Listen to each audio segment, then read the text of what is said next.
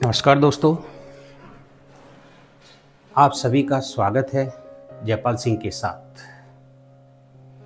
क्या आपने कभी गौर किया है कि हमारे घरों में पहली रोटी गाय के लिए, कुछ दाना पक्षियों के लिए और थोड़ा आटा चींटियों के लिए निकाला जाता है। आज की भागदौड़ भरी जिंदगी में कई लोग इसे केवल पुरानी परंपरा मानते हैं, लेकिन जब विज्ञान ने इस विषय पर शोध किया तो कई ऐसे तथ्य सामने आए जिन्होंने पूरी दुनिया का ध्यान आकर्षित किया। आइए जानते हैं कि इस छोटी सी परंपरा में कितना बड़ा विज्ञान छिपा है। भाग नंबर 1, हमारी संस्कृति क्या कहती है। भारतीय संस्कृति हमेशा से सर्वे भवन्तु सुखिनः का संदेश देती आई है। यह केवल मनुष्यों के लिए नहीं है, बल्कि पशु, पक्षियों और प्रकृति के लिए भी है। पहली रोटी गाय को देना, पक्षियों को दाना डालना, कुत्तों को भोजन देना, ये सभी जीवों के प्रति करुणा का प्रतीक है। हमारे ऋषि मुनि मानते थे कि पूरा संसार एक परिवार है।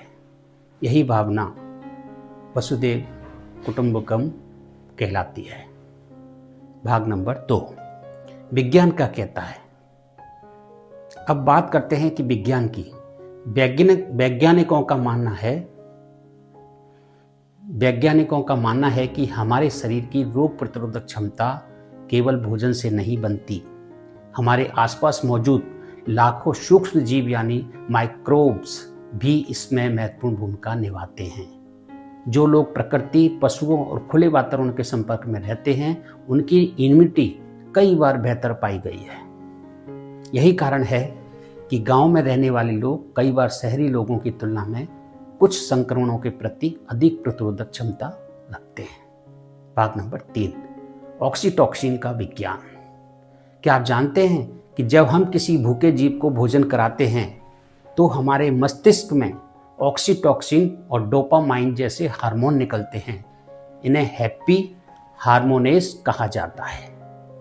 तनाव कम होता है, मन शांत रहता है, खुशी बढ़ती है और मानसिक स्वास्थ्य बेहतर होता है।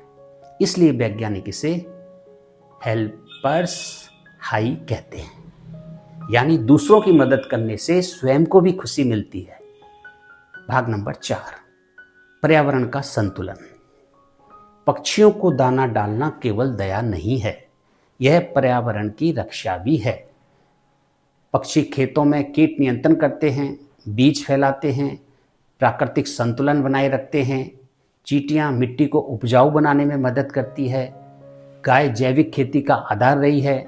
इस प्रकार छोटे छोटे कार्य पूरे इकोसिस्टम को मजबूत बनाते हैं। भाग नंबर 5, सामाजिक संदेश। जब बच्चे अपने माता पिता को पशु पक्षियों की सेवा करते हुए देखते हैं तो उनके अंदर भी दया, सहयोग और संवेदनशीलता विकसित होती है। ऐसा समाज अधिक शांत, सुरक्षित और सहयोगी बनता है। यही भारतीय संस्कृति की सबसे बड़ी शक्ति है। अब निष्कर्ष क्या है?